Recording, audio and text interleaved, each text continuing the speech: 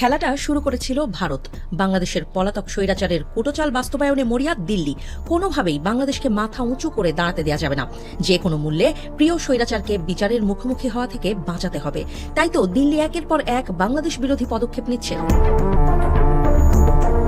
এই যেমন হঠাৎ করে বাংলাদেশকে দেয়া ট্রান্সশিপমেন্ট সুবিধা বাতিল করেছে ভারত। 2020 সাল থেকে বাংলাদেশ ভারতের ভূখণ্ড ব্যবহার করে ট্রান্সশিপমেন্ট সুবিধা পেয়ে আসছিল। তবে কোনো রকম সৌজন্য ছাড়াই ভারতের কেন্দ্রীয় পরোক্ষ কর ও শুল্ক বোর্ড এক বিজ্ঞপ্তিতে সেই সুবিধা বাতিল করে। এ বিষয়ে ভারতের পররাষ্ট্র মন্ত্রণালয়ের মুখপাত্র রণধীর জয়সওয়াল বলেছিলেন, তৃতীয় দেশে পণ্য পাঠাতে বাংলাদেশের ট্রান্সশিপমেন্ট সুবিধা 2020 সালে বর্ধিত করা হয়। এর ফলে গত 5 বছরে ভারতের বিমানবন্দরগুলোতে উল্লেখযোগ্য জট দেখা দেয়। তার দাবি, বাংলাদেশের কারণে ভারতীয় রপ্তানিকারকদের পণ্য আটকে থাকছে, বিলম্ব হচ্ছে, সরবরাহ ব্যয় বৃদ্ধি পেয়েছে।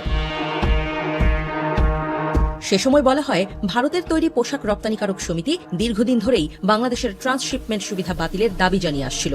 এইপিসির চেয়ারম্যান সুধীর শেখরের মতে, টেক্সটাইল রপ্তানিতে বাংলাদেশ ও ভারত প্রতিদ্বন্দ্বী। বাংলাদেশের ট্রান্সশিপমেন্ট সুবিধা বাতিল করায় এখন ভারতীয় বিমানবন্দরগুলোতে ভারতীয় রপ্তানি পণ্যের জন্য বেশি জায়গা তৈরি হবে। তবে এবার পাল্টা আঘাতে থতমত হওয়ার দশা ভারতের। অন্যকে খাদে ফেলতে গিয়ে নিজেরাও খাদের কিনারে পৌঁছে গেছে নরেন্দ্র মোদীর দেশ। বাংলাদেশে পেঁয়াজে মারার যে খেলা এতদিন ভারত খেলেছে, তাও ব্যর্থ হয়েছে। এবার ট্রান্সশিপমেন্টে ঠেকাতে গিয়ে নিজেরাই পড়েছে গড্ডায়। বাংলাদেশের এই সিদ্ধান্তে ভারতের অনেকেরই চোখের পানি নাকের পানি এক হবে। এবার ভারত থেকে স্থলবন্দর দিয়ে সুতা আমদানি বন্ধ করেছে ঢাকা। বেনাপোল, ভোমরা, সোনা মসজিদ, বাংলাবান্ধা, বুড়িমারি স্থলবন্দর দিয়ে সুতা আমদানির সুবিধা বাতিল করেছে জাতীয় রাজস্ব বোর্ড NBR। আর এই সিদ্ধান্তের ফলে ভারতের কপালে চিন্তার ভাঁজ। ফায়দা লোটার সব পথও দিন দিন বন্ধ হয়ে যাচ্ছে। গত ফেব্রুয়ারি মাসে দেশে স্থলবন্দর দিয়ে ভারত থেকে বস্ত্র খাতের অন্যতম কাঁচামাল সুতা আমদানি বন্ধের দাবি জানায় বস্ত্র শিল্প মালিকদের সংগঠন বাংলাদেশ টেক্সটাইল মিলস অ্যাসোসিয়েশন। এরপর গত মার্চ মাসে এক চিঠিতে পোশাক শিল্পে দেশে তৈরি সুতার ব্যবহার বাড়াতে স্থলবন্দর দিয়ে পোশাক শিল্পের সুতা আমদানি বন্ধ করার জন্য NBR-কে ব্যবস্থা নিতে বলেছে বাণিজ্য মন্ত্রণালয়ের Bangladesh trade and tariff commission.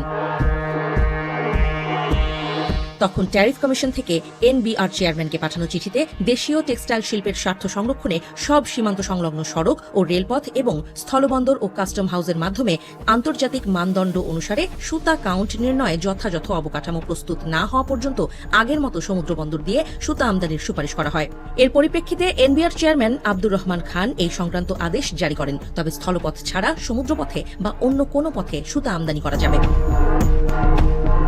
ভারতের উত্তর ও দক্ষিণ অঞ্চলে উৎপাদিত সুতা কলকাতায় গুদামজাত করা হয়। এরপর সেখান থেকে সুতা বাংলাদেশে পাঠানো হয়। এসব সুতা তুলনামূলক কম দামে বাংলাদেশে প্রবেশ করছে। এ কারণে দেশি সুতার পরিবর্তে স্থলবন্দর দিয়ে আসা সুতা বেশি ব্যবহার করা হচ্ছে। আর এই কারণেই দেশের বস্ত্র শিল্প কারখানাগুলো বড় ধরনের ক্ষতির মুখে পড়ছে বলে দাবি করেছিল বাংলাদেশ টেক্সটাইল মিলস অ্যাসোসিয়েশন। ফলে ভারতের কাঁটা তোলার সিদ্ধান্ত এবার ভারতের গলাতেই কাঁটা হয়ে ফুটছে। বাংলাদেশকে বিপাকে ফেলার ধান্দা করতে গিয়ে নিজেরাই বান্ধা পড়ছে সুতোয়। বাংলাদেশকে ঠেকাতে গিয়ে কলকাতার ব্যবসায়ী, হাসপাতাল নিঃস্ব হয়েছে। পেঁয়াজ কিংবা আলু চাষিরা সর্বশান্ত হয়েছে। এবার সুতা উৎপাদনকারীদেরও ভাতে মারার ব্যবস্থা করেছে মোদীর প্রশাসন। মোদীজি যে দেশের প্রধানমন্ত্রী, সেই দেশের মানুষের আর বিদেশি শত্রুর দরকার পড়ে না।